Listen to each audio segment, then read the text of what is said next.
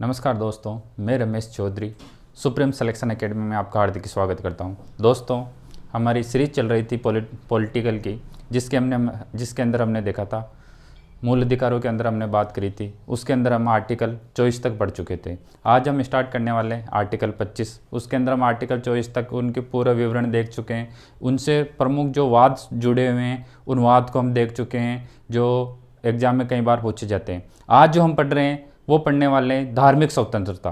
हम बात करते हैं मूल अधिकारों की, तो मूल अधिकारों में मुख्य रूप से देखते हैं कि 6 प्रकार का आपका हमें मूल अधिकार प्राप्त है संविधान के अंदर। जो मूल अधिकार प्राप्त, सबसे पहले जो मूल अधिकार प्राप्त है वो समानता का अधिकार प्राप्त है। समानता का अधिकार के अंदर हमने देखा था आर्टिकल 14 से आर्टिकल 18 तक। आर्टिकल 14 से आर्टिकल 18 तक हमने देखा था। उसके बाद हमने देखा था स्वतंत्रता का अधिकार, जो आर्टिकल 19 से आर्टिकल 22 तक देखा था। फिर उसके बाद हमने आर्टिकल देखा था शोषण के विरुद्ध। शोषण का अधिकार नहीं है, शोषण के विरुद्ध अधिकार है। ये चीज़ समझने की कोशिश करना, शोषण के विरुद्ध अधिकार है, जो 23 और 24। यहाँ तक हम बात कर चुके थे। अब हम आगे बात करने वाले हैं आर्टिकल 25 के बारे में। आर्टिकल 25 के बारे में, जो आर्टिकल 25 है 25 से 28 तक। आर्टिकल 25 से 28 तक, आर्टिकल 25 से 28 तक ये हमें क्या देते हैं? धार्मिक स्वतंत्रता। क्या देते हैं? धार्मिक स्वतंत्रता।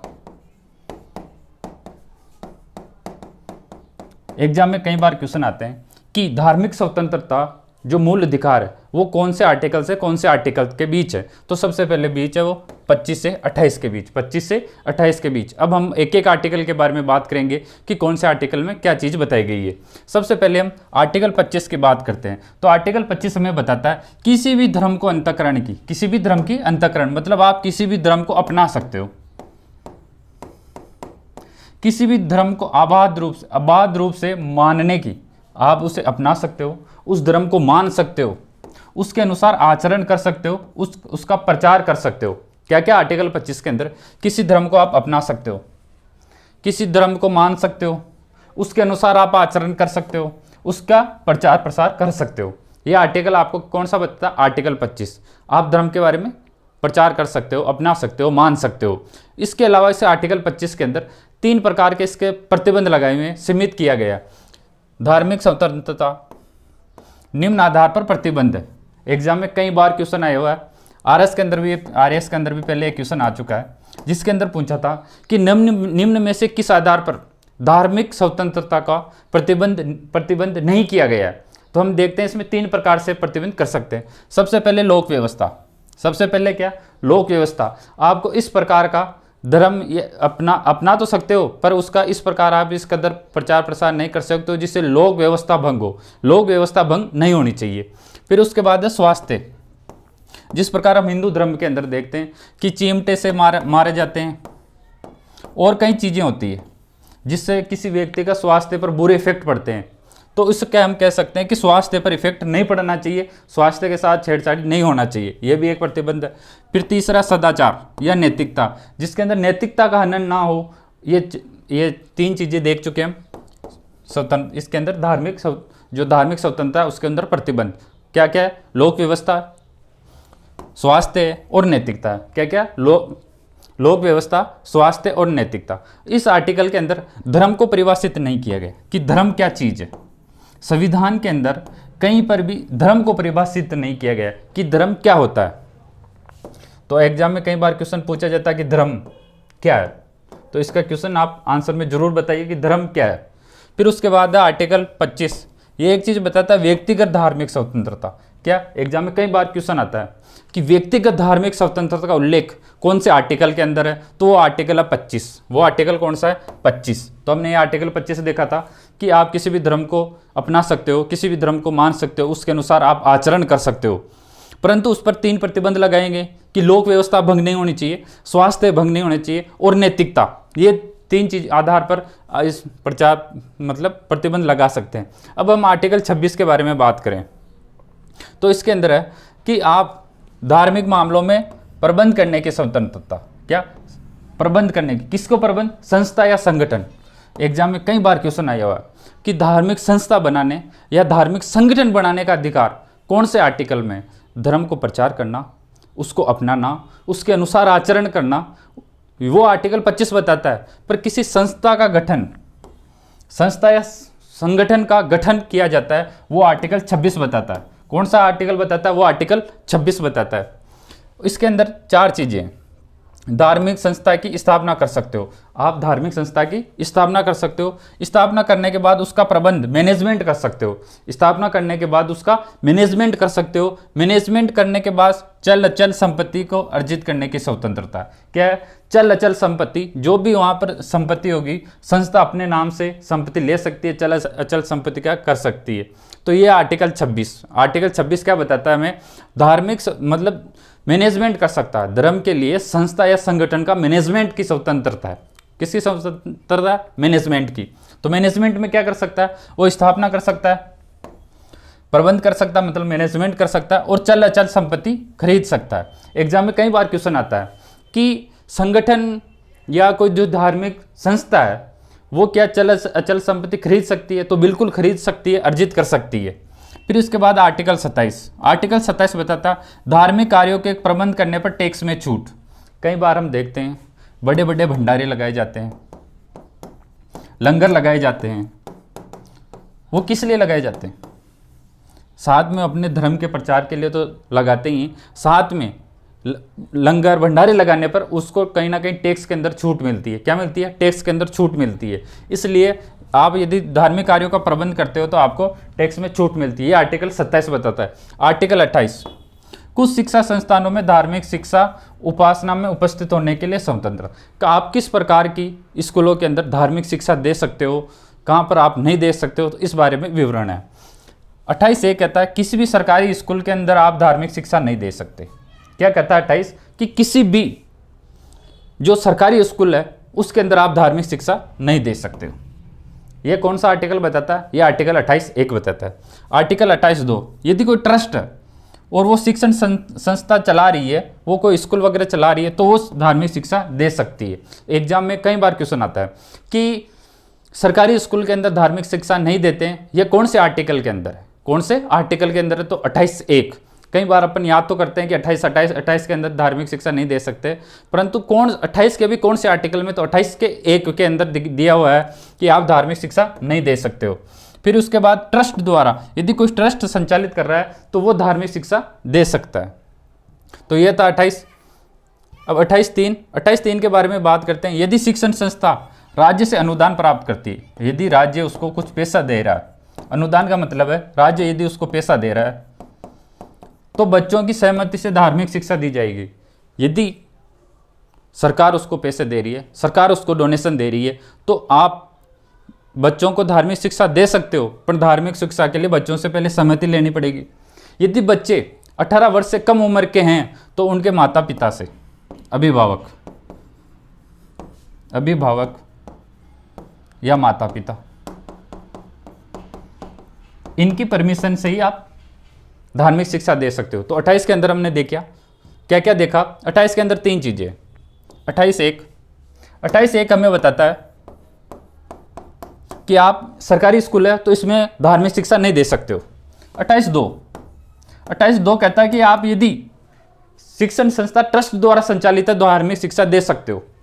28(3) कहता है कि यदि राज्य सरकार से हमें अनुदान प्राप्त होता है तो अनुदान प्राप्त होने पर आप तभी धार्मिक शिक्षा दे सकते हो जब बच्चों की सहमति हो, और यदि बच्चों की आयु 18 वर्ष से कम है तो उस स्थिति में आपको माता पिता या अभिभावक की अनुमति की आवश्यकता होगी। तो ये था हमारा आर्टिकल 28। उससे पहले हमने आर्टिकल 27 देखा था। आर्टिकल 27 देखता है कि यदि आप धार्मिक संस्था के अंदर पैसे खर्च करते हो तो आपको टैक्स में छूट मिलेगी।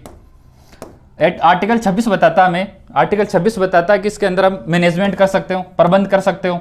और आर्टिकल 25 बताता है धार्मिक स्वतंत्रता, कि आप किसी भी धर्म को अपना सकते हो, आचरण कर सकते हो, प्रचार कर सकते हो, परंतु उसमें 3 प्रकार के प्रतिबंध है। लोक व्यवस्था खराब नहीं होनी चाहिए, स्वास्थ्य खराब नहीं होना चाहिए, और नैतिकता। इस 3 प्रकार के प्रतिबंध लगाए हुए हैं। फिर हम बात करते हैं आर्टिकल 29। अब हम बात करते हैं आर्टिकल 29 और 30। ये किस प्रकार के हैं?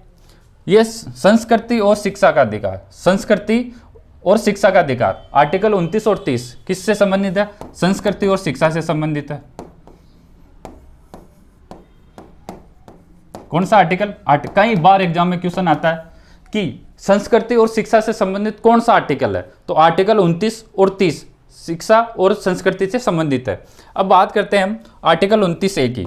आर्टिकल 29A की, इसमें क्या, भारत के राज्य क्षेत्र में, क्या भारत के राज्य क्षेत्र में नागरिकों के किसी अनुभाग को जिसकी अपनी विशेष भाषा हो, लिपि हो, संस्कृति हो, क्या कौन से आर्टिकल में 29 के अंदर कई बार पूछा जाता है कि 29A के तहत किस किस आधार पर अल्पसंख्यकों या धार्मिक संस्कृति के लिए ये दिया हुआ है, तो उसके अंदर है भाषा। कौन से? भाषा, लिपि और संस्कृति। तीन चीजें याद करना, भाषा, लिपि और संस्कृति के आधार पर ये चीजें दी गई। अब एक चीज आती है कि संस्कृति, यहाँ पर सब आ जाता है और यह बताया गया अल्पसंख्यकों के लिए, अल्पसंख्यक वर्गों के हितों के संरक्षण के लिए इस आर्टिकल के अंदर बात होती है। तो क्या इसमें बहुसंख्यक भी आ सकते हैं? तो बिल्कुल आ सकते हैं। एक वाद है अहमदाबाद सेंट जेवियर वाद। कौन सा वाद? अहमदाबाद सेंट जेवियर वाद बनाम गुजरात 74 का 1974। इसके अंदर बताया गया कि संस्कृति, लिपि, भाषा केवल अल्पसंख्यकों को नहीं, बहुसंख्यकों की भी हो सकती है। तो एग्जाम में हम कई बार कंफ्यूज हो जाते हैं कि अल्पसंख्यकों का अधिकार कौन से आर्टिकल में, तो आर्टिकल 29 और 30 के अंदर है, परंतु अल्पसंख्यक को यहाँ पर परिभाषित नहीं किया गया, क्योंकि अल्पसंख्यक अलग अलग स्थिति में हो सकते हैं। जैसे अभी उत्तरी भारत के अंदर बात करें तो हिंदू बहुसंख्यक है, परंतु यदि हम पूर्वोत्तर की बात करें तो वहाँ पर हिंदू अल्पसंख्यक है। तो इस प्रकार हम देख सकते हैं कि इसमें बहुसंख्यक, अल्पसंख्यक दोनों शामिल है। फिर इसके अंदर तीन चीजें इंपॉर्टेंट कई एग्जाम में क्वेश्चन आता है, भाषा, लिपि और संस्कृति। भाषा, लिपि और संस्कृति के आधार पर अल्पसंख्यक को दर्जा दिया गया। फिर हम करते हैं 29(2) कि राज्य द्वारा वित्त पोषित। क्या? राज्य द्वारा वित्त पोषित मतलब राज्य वहां पर अनुदान दे रहा है। शिक्षा संस्था में प्रवेश से किसी नागरिक को केवल धर्म, मूलवंश, जाति और भाषा के आधार पर वंचित नहीं किया जा सकता।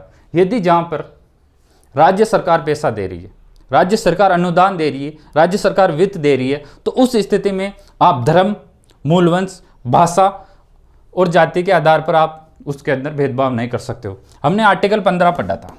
आर्टिकल 15 के अंदर देखा था हम मूलवंश, जाति, लिंग, जन्म स्थान,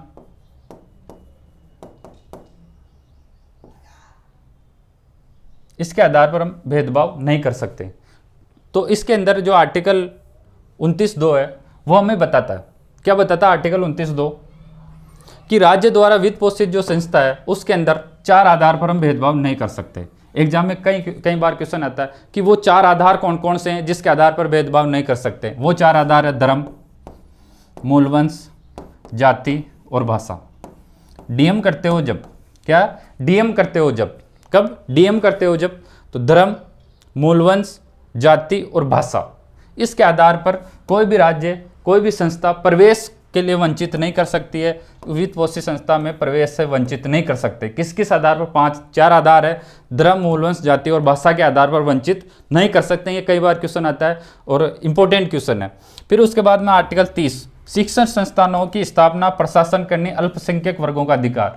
यहाँ पर लिखा हुआ है कि शिक्षण संस्था की स्थापना कर सकते हो, उसका प्रशासन कर सकते हो, एडमिनिस्ट्रेशन कर सकते हो, अल्पसंख्यकों का अधिकार। परंतु यहाँ पर इस आर्टिकल के अंदर अल्पसंख्यक क्या होते हैं उसको परिभाषित नहीं किया गया। जिस प्रकार आर्टिकल हम 25 की बात करते हैं वहाँ पर धर्म को परिभाषित नहीं किया गया, तो यहाँ पर आर्टिकल 29 और 30 के अंदर अल्पसंख्यकों को परिभाषित नहीं किया गया।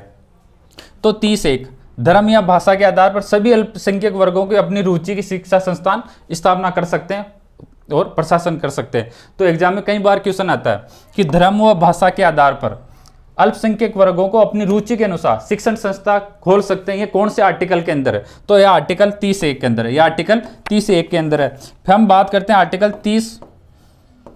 30(1) का ए। यदि कोई संस्था है, यदि अल्पसंख्यक वर्ग की कोई संस्था है और उसका प्रशासन और उनको स्थापना अल्पसंख्यक वर्ग के द्वारा की गई है, और यदि ऐसी जरूरत पड़ी कि उसको भारत सरकार या राज्य सरकार को अधिग्रहण करना पड़ा, उसकी भूमि अधिग्रहण करनी पड़ी, मतलब उसकी भूमि भारत सरकार ले लेती है, भूमि ले लेती है, तो उस समय उसको मुआवजा बाजार दर से संस्था को दिया जाएगा। ये नहीं कह सकते हैं कि यह अल्पसंख्यक है, इसकी यह भूमि है, तो आप उनको कुछ पैसा ना दो, देना पड़ेगा आपको।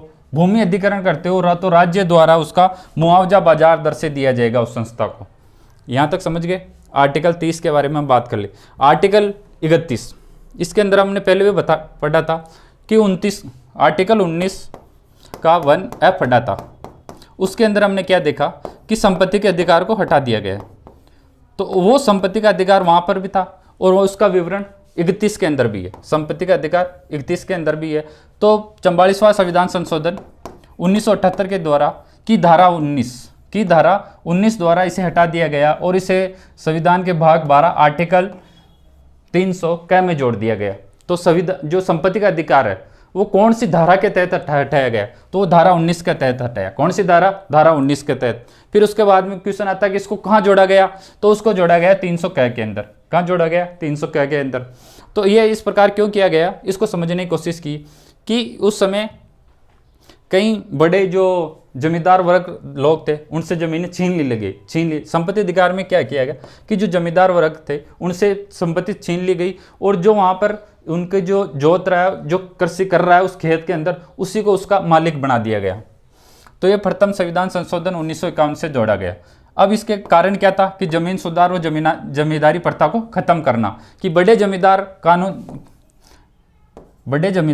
कोर्ट में जा सकते हैं और कानून रद्द करवा सकते हैं। तो उसके लिए सरकार ने प्रतिबंध किया कि वो सुप्रीम कोर्ट ना जा पाए, उस अपने पैसों का फायदा उठाकर इस कानून को रद्द ना करवा ले। इसके लिए प्रथम संविधान संशोधन द्वारा इसको जोड़ा गया। इसमें 5 प्रकार की संपत्तियां थी जिन्हें इस क्षेत्र से बाहर कर दिया गया। अब हम आर्टिकल 32, सबसे इंपॉर्टेंट आर्टिकलों में से एक आर्टिकल है, इसका कई बार क्यों सुना। हमने अभी तक 5 प्रकार की स्वतंत्रता देखी। कौन कौन सी 5 प्रकार की देखी? इसके अंदर सबसे पहले हम बात करते हैं समानता का अधिकार, हमने देखा था। फिर उसके बाद हमने देखा था स्वतंत्रता का अधिकार। फिर हमने देखा था शोषण के विरुद्ध अधिकार। फिर आज हमने देखा था धार्मिक स्वतंत्रता। क्या देखा? धार्मिक स्वतंत्रता।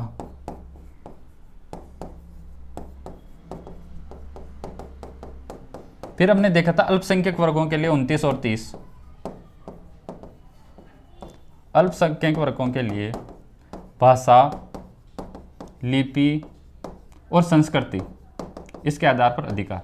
अब उसके बाद में हमने शुरुआत में बताया था आपको, मूल अधिकार जब स्टार्ट किया कि यह वाद योग्य या न्याय योग्य। तो इसका मतलब क्या है वाद योग्य, न्याय योग्य? तो इसका मतलब है कि हम सुप्रीम कोर्ट जा सकते हैं। तो वो कौन सा आर्टिकल है जिसके तहत हम सुप्रीम कोर्ट जा सकते हैं? वो आर्टिकल 32 है। वो आर्टिकल 32 है। संवैधानिक उपचार। संवैधानिक उपचार का मतलब है कि यदि आपको पिछले हमने जो भी आर्टिकल पढ़े हैं 14 से लगाकर 31 तक, तो वो आर्टिकल यदि उस आर्टिकल के तहत आपको मूल अधिकार नहीं मिलते हैं तो आप सुप्रीम कोर्ट जा सकते हो। कहाँ जा सकते हो? सुप्रीम कोर्ट जा सकते हो। उपचार मतलब आपको यदि अधिकार नहीं मिलते हैं तो उनका उपचार किया जाएगा। उपचार कौन से आर्टिकल के तहत किया जाएगा? आर्टिकल 32 के तहत उपचार किया जाएगा।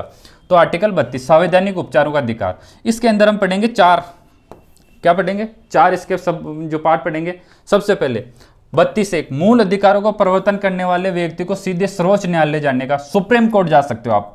सीधे कहाँ जा सकते हो? सुप्रीम कोर्ट जा सकते हो। यदि आपको मूल अधिकारों का हनन हो रहा है, यदि आपके किसी प्रकार की स्वतंत्रता, समानता के अधिकार, स्वतंत्रता का अधिकार, धार्मिक स्वतंत्रता का अधिकार, यदि इस प्रकार के अधिकारों का आपका हनन हो रहा है तो आप सीधा सुप्रीम कोर्ट जा सकते हो। यह कौन सा आर्टिकल बता रहा है? यह आर्टिकल 32(1) बता रहा है। कौन सा बता रहा है? आर्टिकल 32(1) बता रहा है कि आप सीधे सुप्रीम कोर्ट जा सकते हो। फिर उसके बाद में आर्टिकल 32(2) सुप्रीम कोर्ट को रीट जारी करने की शक्ति देता है। ये रीट वो नहीं है जो एग्जाम वाली है। ये रीट वो नहीं है जो आप करते हो फर्स्ट ग्रेड सेकेंड एग्जाम वाली। ये रीट है याचिका।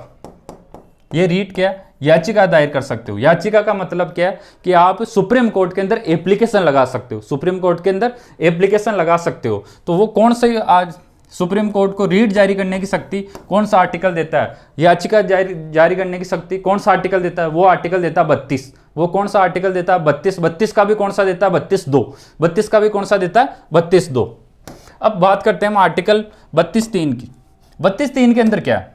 यह बताता है कि संसद को अधिकार है वो कानून बनाकर अन्य न्यायालयों को भी रीट जारी करने की शक्ति दे सकता है। अब हम बात करते हैं प्रेजेंट टाइम में दो प्रकार के न्यायालय जिनको रीट जारी करने की शक्ति है। वो दो प्रकार के न्यायालय कौन से? सुप्रीम कोर्ट है और एक हाई कोर्ट है। जितने भी राज्यों के अंदर हाई कोर्ट है वो रीट जारी कर सकते हैं, सुप्रीम कोर्ट रीट जारी करता है। यदि संसद चाहे, क्या यदि संसद चाहे तो आर्टिकल 32 के क्लॉज 3 के तहत अन्य न्यायालयों को भी रीट जारी करने की स्वतंत्रता दे सकते, अन्य कोई ट्रिब्यूनल बना सकते अलग अलग अधिकारों के लिए कि इस प्रकार का अधिकार यदि हनन होता है तो आप इस ट्रिब्यूनल में जा सकते हो। इस प्रकार की शक्ति किसके पास है? संसद के पास है। आने वाले समय में इसको अप्लाई किया जा सकता है। फिर उसके बाद में 32(4) इस अनुच्छेद में कि 32 जो इस अनुच्छेद के 32 के द्वारा जो अधिकार संविधान उपबंधित किए बिना विलंबित नहीं किया जा सकता। कि मतलब कहने का मतलब क्या चाह रहा है कि इसको जो अधिकार आपको 32 दे रहा है उसको जो संसद है वो नियम बनाने के अलावा किसी प्रकार नियम बनाकर ही उसको तोड़ फड़ोड़ सकती है, उसके अलावा कोई आर्टिकल नहीं है। एक है कोइलो एक्ट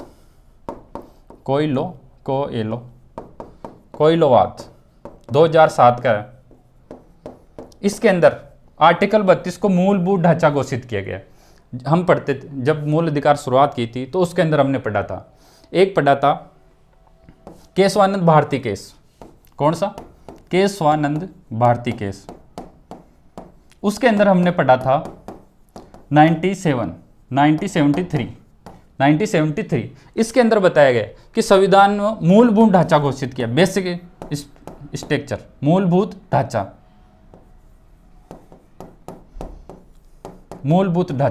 ये कौन से वाद के अंदर कहा गया? ये केशवानंद भारती वाद के अंदर कहा गया कि जिसको सुप्रीम कोर्ट मूलभूत ढांचा बेसिक घोषित कर दे उसको आप संशोधित नहीं कर सकते हो, उसको संसद संशोधित नहीं कर सकती है। ये आर्टिकल को ये कौन से वाद में कहा गया? ये केशवानंद भारती वाद में कहा गया।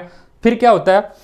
कोइलो वाद 2007 के अंदर आर्टिकल 32 को संविधान का मूलभूत ढांचा घोषित कर दिया जाता है कि मतलब आप आर्टिकल 32 को संसद छेड़छाड़ी नहीं कर सकती है। तो ये था आर्टिकल 32। अब आर्टिकल 32 में हमने पढ़ रहे हैं कि रीट जारी कर सकता है। तो ये रीट क्या होती है? इसके बारे में हम देखते हैं। तो 5 सुप्रीम कोर्ट 5 प्रकार के रीट जारी कर सकता है। कितने प्रकार के? 5 प्रकार के रीट जारी कर सकता है। कितने प्रकार के? 5 प्रकार की रीट जारी कर सकता है। तो इन सभी रीटों को हम समझने की कोशिश करें। एक बार में एग्जाम में कई बार क्वेश्चन आया हुआ है कि सुप्रीम कोर्ट कितने प्रकार की रीट जारी कर सकता है। तो सुप्रीम कोर्ट 5 प्रकार की रीट जारी कर सकता है। सबसे पहले बंदी प्रत्यक्षीकरण। कौन सी है? बंदी प्रत्यक्षीकरण। इसको कहते हैं हेबियस कॉर्पस। इंग्लिश में क्या बोलते हैं इसको? Habeas corpus. तो बंदी का क्या है? हबी। बंदी का क्या है? हबी, मतलब बंदी का हबी। वो क्या, इसके अंदर क्या बोलते हैं कि कैदी को व्यक्ति को सशरीर उपस्थित किया जाए। कि बंदी प्रत्यक्षीकरण में कोर्ट ये कहता है कि जो भी बंदा है, जो भी व्यक्ति है, उसको सशरीर कोर्ट में पेश किया जाए, कि उसको कोर्ट में पेश किया जाए। तो आप इसको याद रख सकते हो कि बंदी अपने पेशी मांगती है अभी से कि अभी के अभी आओ, तुरंत आओ, अभी के अभी लाओ या अभी के अभी तुरंत आओ। तो अभी से क्या कहती है बंदी कि अभी के अभी आओ, अभी के अभी उस सशरीर उपस्थित हो, यहाँ पर आओ। तो ये सरकार व्यक्ति दोनों के विरुद्ध जारी कर सकती है। सरकार को भी कह सकती है, मंत्री किसी मंत्री को, प्रधानमंत्री को, मुख्यमंत्री को, या अन्य किसी प्रकार के कोई मंत्री है, अन्य कोई अधिकारी है, उनको कह सकती है कि आप सशरीर उपस्थित हो। या फिर कोई व्यक्ति जो किसी पद पर नहीं है उसको सशरीर उपस्थित होने के लिए कह सकती है। ये कब की जारी की जाती है? ये जारी की जाती है कि पुलिस ने बिना कारण बताए किसी को गिरफ्तार कर लिया, फिर उसके लोग, उसके वकील कोर्ट में जाते हैं, कोर्ट में कहते हैं कि बिना कारण उसको गिरफ्तार कर लिए गए, तो उसका कोई तो कारण होगा। इसको जानने के लिए ये रीट जारी कर दी जाती है। तो मतलब ज़्यादातर कारण ये पुलिस को बिना कारण पुलिस गिरफ्तार कर लिए थे, उस समय ये याचिका जारी की जाती है। तो आप समझ गए होंगे बंदी प्रत्यक्षीकरण मतलब हेबियस कॉर्पस। एग्जाम में कई बार आता है कि हेबियस कॉर्पस क्या? ये एक याचिका है। कौन जारी करता है? सुप्रीम कोर्ट जारी करता है। इसमें क्या होता है? व्यक्ति को सशरीर उपस्थित, क्या व्यक्ति को सशरीर उपस्थित होने के लिए कहा जाता है। और ये व्यक्तिगत स्वतंत्रता और जीवन से जुड़ी है। कई बार व्यक्ति को गिरफ्तार कर लिया जाता है या कई बार व्यक्ति गायब हो जाता है, तो उसको पेशी करने के लिए ये रीट जारी की जाती है। अब है आगे अधिकार पर्चा या कोवारंटो। अधिकार पर्चा या कोवारंटो ये क्या बताता है? यह बताता है कि कोई व्यक्ति योग्यता पूरी नहीं करता है और गलत तरीके से किसी सरकारी पद पर बैठ गया। कोई व्यक्ति है जिसकी योग्यता नहीं है, उसकी एबिलिटी नहीं है उसके अंदर, फिर भी यदि वो उस पद के ऊपर बैठ जाता है तो फिर उस समय कोर्ट पूछता है कि आपको किस अधिकार के तहत इस पद पर बैठे हो, आप किस अधिकार के तहत इस पद पर आए हो। तो उसके लिए ये आर्टिकल 32 बताता है। आर्टिकल 32 में एक याचिका है, रीट है, उसे हम क्या कहते हैं, अधिकार पर्चा। किस अधिकार के तहत, को वारंटो, इंग्लिश में क्या है, को वारंटो, किस अधिकार के तहत आप इस पद पर बैठे हो। एक है परमादेश, इसको हम इंग्लिश में बोलते हैं मेंडसम। आदेश कौन देती है, मैडम। आदेश कौन देती है, मैडम। आदेश देना, परमादेश, आदेश देना, आदेश कौन देती है, मैडम। ये किसी सरकारी अधिकारी या संस्था को उसका कर्तव्य अपनी ड्यूटी पूरा नहीं करने पर आदेश जारी करता है कि कोई भी सरकारी व्यक्ति है, कोई भी सरकारी पद है, यदि वो अपने कर्तव्य नहीं करता है तो उस स्थिति में कौन सी रीट जारी की जाती है, उस स्थिति में की जाती है परमादेश मेंडसम। एग्जाम में कई बार क्वेश्चन आता है कि व्यक्तिगत स्वतंत्रता से संबंधित कौन सी रीट है, तो हमने सबसे पहले जो देखा था हेबी कॉर्पस। उसके बाद हमने देखा था कि कौन सा, कि आप किस तरीके, मतलब किस कारण, किस अधिकार के साथ इस पद पर बैठे हो, तो आपको पूछते हैं, वो अधिकार पर्चा, को वारंटो, अधिकार पर्चा। फिर उसके बाद में परमादेश, क्या, परमादेश, आपको आदेश देते हैं कि आपने ये कर्तव्य पूर्ण क्यों नहीं किया, किस कारण से। यह आर्टिकल 3 है, सॉरी, जो तीसरी प्रकार की जो रीट है यह राष्ट्रपति और राज्यपाल को जारी नहीं की जा सकती, राष्ट्रपति राज्यपाल को जारी नहीं की जा सकती है। अब चौथे प्रकार की रीट है उत्प्रेषण। उत्प्रेषण, उत्प्रेषण का मतलब है ऊपर की ओर भेजना, ऊपर की ओर भेजना। हम बात करते हैं इसके अंदर कि न्यायालय, उच्च न्यायालय, उच्च न्यायालय मतलब हायर न्यायालय, जो हायर न्यायालय है वो निम्न लोअर न्यायालय से या ट्रिब्यूनल से फैसले को रद्द करने के लिए जारी, मतलब रद्द करने के लिए या अपने पास बुला सकता है। यदि कोई ऐसा मामला है कि जिसके अंदर निम्न न्यायालय, जो लोअर न्यायालय है, उसने कुछ ऐसा डिसीजन दिया है जो उसके अधिकार से बाहर है या उस प्राकृतिक, मतलब न्याय प्रदान नहीं करता है, उसमें कैसे न किसी प्रकार की गड़बड़ हुई है, तो उच्च न्यायालय, उच्च न्यायालय का मतलब है सुप्रीम कोर्ट, हाई कोर्ट या अन्य जो उस न्यायालय से ऊपर वाले न्यायालय हैं, वो अपने निम्न न्यायालय से ये जो याचिका अपने पास मंगवा सकता है। यह अधिकार दिया हो गया। यदि कानून का गलत प्रयोग हुआ तो यह भी अपने पास मंगवा सकता है। तो उत्प्रेषण, ये 4 प्रकार की याचिका। 5वें प्रकार की याचिका प्रतिषेध, प्रोहिबिशन।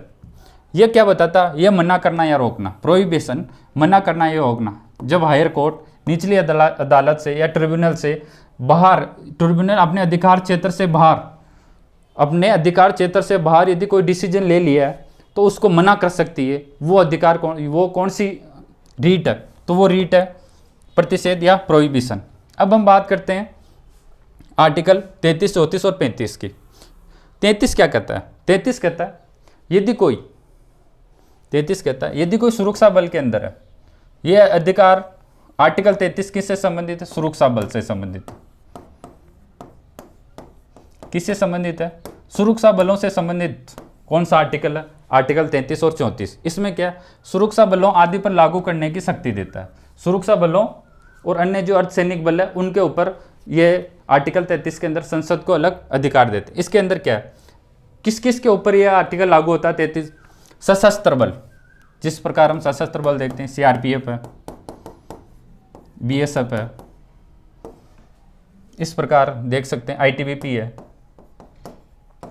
तो ये सब इसमें। और लोक व्यवस्था बनाए रखने के लिए भारत साधक बल, लोक व्यवस्था, जो हम बोल सकते हैं कि लोअर ऑर्डर की व्यवस्था बनाए रखने के लिए जो राज्यों के अंदर पुलिस लगी हुई है, उनके जो अधिकारी है और उनके जो बलों के सदस्य हैं वो इसके अंदर आते हैं। फिर होती है आसूचना और प्रतिसूचना। आसूचना क्या होती है कि कोई भी घटनाक्रम घटित होने से पहले, कोई भी घटनाक्रम घटित होने से पहले उसके बारे में जो मूल्यांकित सूचना है वो राज्य सरकार को देना, वो राज्य सरकार को भेजना आसूचना कहलाता है। मतलब इंटेलिजेंस, मतलब इंटेलिजेंस ब्यूरो, जिसके अंदर ये बताया जाता है कि सबसे पहले कोई भी घटनाक्रम घटित होने से पहले, यदि जैसे कि कोई सांप्रदायिक माहौल घटित होने वाला है, उससे पहले मतलब रिपोर्ट तैयार करके सरकार को भेज दिया जाएगा कि इस प्रकार का मामला बिगड़ सकता है, तो उनके जो अधिकारी कर्मचारी है उनके ऊपर ये लागू होता है। फिर उसके बाद में हमने पढ़ा कि सशस्त्र बल, लोक व्यवस्था और आसूचना वाले, इनकी संबंधित जो दूरसंचार प्रणाली है, उनके दूरसंचार प्रणाली भी इसी के तहत आते हैं। तो अब जब सुरक्षा बल बोलते हैं कि भाई हमें, आप हमारे अधिकारों का हनन कर रहे हो, हमारे अधिकार आप छीन रहे हो संसद, तो हमें भी कुछ इस प्रकार के अधिकार दो कि हम भी लॉ एंड ऑर्डर की व्यवस्था बनाए रखने के लिए कुछ कर सकते हैं। तो वो आर्टिकल 34 के तहत इसका प्रबंध किया गया। उसके अंदर क्या बताया गया कि जब किसी क्षेत्र में सेना विधि प्रवर्तित है, कि जब किसी क्षेत्र में सेना को लगा दिया जाता है, तो उस समय यदि कोई किसी प्रकार का घटनाक्रम होता है तो उसका जो बचाव करना है तो वो उसका संसद का काम है। समझिए कुछ, जब किसी क्षेत्र में मार्शल लॉ, सेना लॉ लागू हो जाता है तो वहाँ मूल अधिकारों पर प्रतिबंध लगाया जाता है। तो वहाँ के लोगों के मूल अधिकारों पर प्रतिबंध लगाया जाता है कि वो जो सेना है वो छानबीन, घरों की छानबीन कर सकती है, किसी व्यक्ति के बारे में पूछताछ कर सकती है। तो उस कदम उठाया जाता है तो संसद उसे बाद में कानूनी संरक्षण देगी। ये नहीं कि आपको किसी प्रकार के बाद में हैरेसमेंट करने का मौका दिया जाएगा। तो इसके अंदर सीधी सी बात है, आर्टिकल 33 क्या कहता है कि सुरक्षा बलों को मूल अधिकार प्राप्त नहीं है। सीधी सी बात तो ये है। आर्टिकल 34 कहता है यदि सुरक्षा बलों को मूल अधिकार 33 के तहत मूल अधिकार प्राप्त नहीं है, परंतु यदि जहाँ पर मार्शल लॉ, सेना लॉ लागू हो जाता है, सेना विधि लागू हो जाती है, तो उस स्थिति के अंदर जो मूल अधिकार है वहाँ पर लोगों के मूल अधिकारों का हनन कर सकते हो। यदि वहाँ हनन होता है तो आप सरकार उस समय, यदि कोई किसी प्रकार का घटनाक्रम होता है तो उसकी जिम्मेदारी संसद लेती है। उसकी जिम्मेदारी कौन लेती है? संसद लेती है। अब हम बात करते हैं आर्टिकल 35 की। इसमें क्या है कि ये जो सारे उपबंध है, जो नियम है, वो कौन बनाएगी? संसद बनाएगी। मूल अधिकारों से संबंधित जो नियम है वो कौन बनाएगी? संसद बनाएगी। तो ये हमारे आज हमने पढ़ा था आर्टिकल 25 से लगाकर आर्टिकल 35 के बारे में। इन आर्टिकलों को हमने अच्छी तरह से समझा था। अगले हम लेक्चर लाएंगे, उसके अंदर हम कोशिश करेंगे कि आर्टिकल 12 से लगाकर आर्टिकल 35 तक इनको एक शॉर्ट ट्रिक के माध्यम से याद करने की कोशिश करेंगे। एक वीडियो के अंदर हमने सारा रिवीजन इनके अंदर कर देंगे। तो इसमें यदि किसी प्रकार का कोई डाउट है तो आप कमेंट सेक्शन में पूछ सकते हो। ये नोट्स आपको चाहिए तो हमारा टेलीग्राम चैनल है, वो आप ज्वाइन कर सकते हो, जो लिंक डिस्क्रिप्शन में उसका मिल जाएगा। और यदि अगला टॉपिक हम जल्द पढ़ेंगे नीति निर्देशक तत्व, उसके अंदर भी हम अच्छे से करेंगे और इनसे संबंधित क्वेश्चन की श्रृंखला भी हम जल्द स्टार्ट करने वाले हैं। हर टॉपिक से जो इम्पोर्टेंट क्वेश्चन है, जो प्रेजेंट टाइम में जिस प्रकार से क्वेश्चन पूछे जा रहे हैं, तो कथन निष्कर्ष के साथ जो क्वेश्चन है उस प्रकार हम क्वेश्चन पढ़ने वाले हैं। तो okay, thank you so much, जुड़े रहिए।